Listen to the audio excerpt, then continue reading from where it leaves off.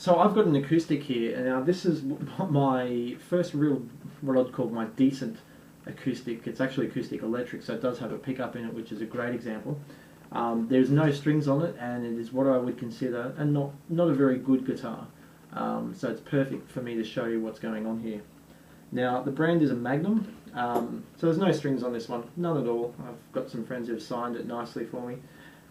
The thing to look at, and you'll mostly notice with this one, obviously it had a very nice shiny coat on it, but the tone wasn't very full, wasn't very rich. But it was adequate. It was enough. But the first thing I notice, of course, is that the fretboard, it's just painted on. Now it's I'm not sure on the wood. I don't think it's a very good maple. It's something else. It's one whole piece where they've pretty much, what they've done is they've painted this black strip on the very edging to make it look like a fretboard. I don't think there is actually two bits of wood here. It's just one smooth bit of wood. That's a bit of a concern, because obviously you can have a few issues here. But they've essentially painted it on. Now the frets were all nice. They're all nice and even. But you can see from here, I've worn out just playing chords and things like that. So that's actually paint. It's just plain sort of certain black paint, and you can actually see how my fingers and over the years of playing have worn that out.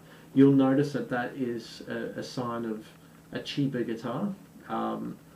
That's not to say you can't find a decent cheap guitar if you're just starting out, but nowadays the costs are really far between. I mean, you can not very far between. You can pick up a really cheap electric or a decent student guitar for $60, you know. So if you're going to get an electric, you obviously pay maybe $200-300, and you have an amplifier, you have the whole kit. So that's obviously something to look at. Looking at the inside of the guitar, if you can, of course, give it a little tap. Just clamp the strings down with your fingers and just give it a tap, and listen for the echoing sound. If it sounds like it's a bit off, avoid the guitar. But look inside the hole. Look at the wood right inside there. And have a look at the colour of the wood, have a look at the type of wood. If you can fit your fingers through, just fit your fingers through and give it a feel. If it comes back with sort of grain or dirt coming off, it's probably a cheap, nasty guitar, and it's going to sound really muddy. You want to look at the bars going up and down. You probably just see that one there. Again, if you can, put your fingers on it. If they'll let you, loosen the strings and just push a couple of strings down and feel that.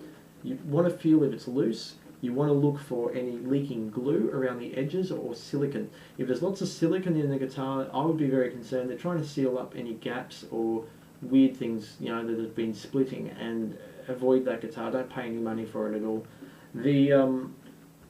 This guy here is a bridge piece that the strings get rolled over. You want to look at this piece for any cracking. It's generally made out of a really thick nylon. Sometimes it can be made out of bone. That's generally an expensive guitar if you have that though.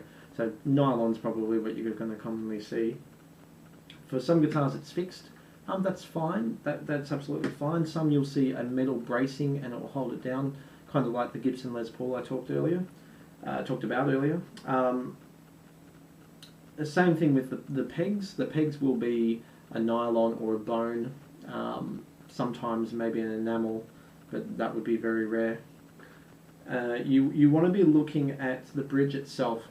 So again, hold it maybe, you know, the opposite to what I'm doing, so the violin style, and you're looking here for any separation. Any separation here means this thing's just glued on and it's going to fly right off eventually within a year or two, or if you over tighten the strings, which students will tend to do, your bridge, and I've seen it live, thing just flies off and smacks someone in the face. And the front, of course, and the sides, you look for the separation. You want to look at here, I'll show you, you can probably just see, if I can bring it closer, some separation there, or edging or etching from where the strings have grinded into the woodwork. Now that's just basically poor design. It means that the string is just not sitting at the right spot when it's placed in here, and it just grinds it in. It will last for quite a while anyway. So this one wasn't too bad. Of course, it is an acoustic electric, and that brings me to the next thing. You do have to then worry about your jack here. Is this bolt tight? Plug it in. does it sound okay? Does it require batteries? This particular one doesn't. So some will require batteries. You want to then check the battery port and make sure that that isn't crumbling, doesn't have any leaking acids or anything like that in there. If you can also see the wires either on the inside or behind the jack, inspect the wires for any signs of fraying or any issues there. Now I'm going to show you a really good acoustic electric guitar and show you some of the difference in quality there. Okay, so this one I actually do have some strings on and I will not be taking them off. Okay, so the first things you will notice, let's look at the bridge. This is actually, by the way, a Maton. That's an Australian brand guitar, very, very famous man named Tommy Emmanuel plays them, so you might recognise it. The wood, it's a good quality rosewood and it's very, very pretty. You will see the grain in here. It's not, it's not trying to be over polished or varnished or anything. It's just a nice grain and naturally oiled, and that's all it is. You will see straight away there's two bolts on either side of the bridge piece, which again is more of a matching colour to the wood. Very nice complement. That will be bolted in, and of course there's a little sticker here saying, don't unbolt them, you're a nutcase if you do. Something similar. These tuning pegs again, they're perfectly rounded and tapered into the hole. That means that the string is going to sit in the right spot, and they're not going to do that splitting or scratching into the plate like the other guitar I showed you will do.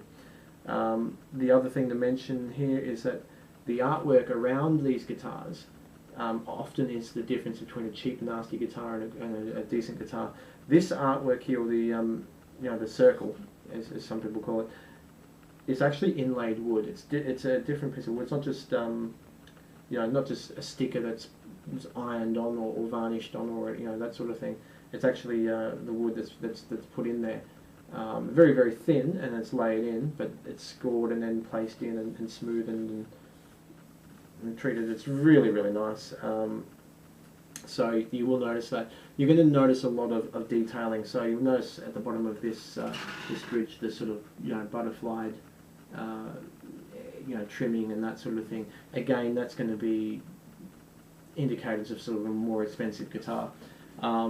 You'll notice the wood grain here especially is just it's fantastic. It's smooth. A lot of attention to detail. The black trimming around the edging work here. Again, very smooth, very tapered, awesome, no sharp points or anything like that.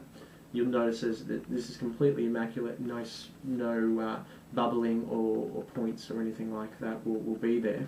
If we look at the pickup guard, as I mentioned before, battery, this whole battery case comes apart.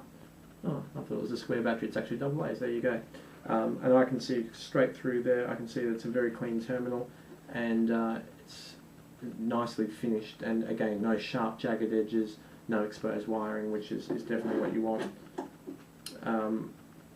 You also have a battery light that will come on. If possible, try and put some flat batteries in there to let the light go on, just to make sure that LED light is working. Companies like Maton would definitely look after you in those sorts of instances. So, obviously check your warranties and status there. Now, again, the machine heads. Each machine head has the brand printed on it and is detailed and securely flush and screwed in. The screws are high quality. The metal in this are completely smooth tapered with a screw holding each piece down firmly as it's placed onto the spike. The label edging here is done. It is printed on, but it is done very, very smooth and finished.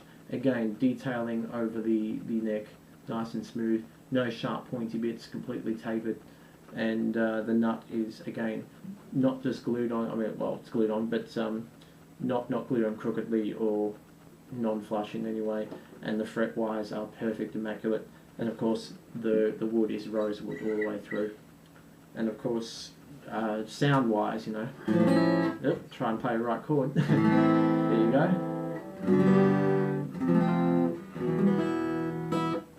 Nice, beautiful, rich sound, and again, if you tap that, you will hear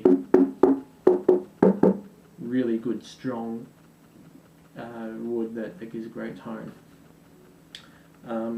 The other thing to look at, and you'll probably notice again, all ceilings around the joint work and corners and these things here, perfectly flush, no spiky bits, no little bits sticking out. You'll also notice felt material in between the strap piece and the guitar, again, so it doesn't scratch it or harm it in any way. And you'll notice perfect tapering on the join work between the neck and the body of the guitar. So that's pretty much it in a nutshell. When you're looking for guitars, obviously you do need to keep in mind what your needs are. If you just need a cheap, nasty guitar because you're starting out, set a price of maybe $100 and take something home.